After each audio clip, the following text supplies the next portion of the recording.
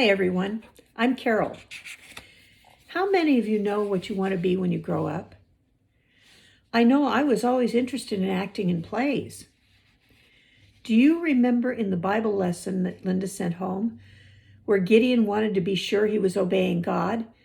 And he asked God, "If this is your will, God, make the fleece wet with dew and the ground around it dry." And God did that.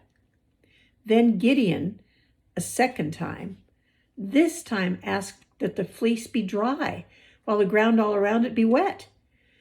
And God did that too. That way Gideon knew he would be doing God's will. I asked some people about what they felt about God's will for their life, and here are some of their answers. Some said that sometimes God gives us something and we don't recognize it.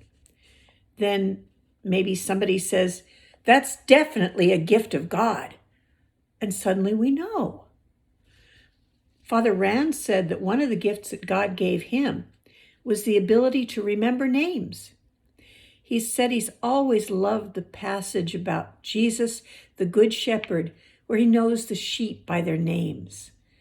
And that gift has always been a help to Father Rand, too. Hank said that sometimes the call is something very simple. One Sunday after church, Father Rand asked him if he'd think about creating a website for the food pantry. He ended up learning how to create and maintain something he'd never done before. Must have been God's will. Sue said that when she heard of a serious need for someone in a hospital, she thought, "I can do that." But with the COVID-19 infection, she'd been thinking, "Oh, this isn't going to happen." Later, she felt that she wasn't in charge of what would happen, so she didn't need to fuss about it.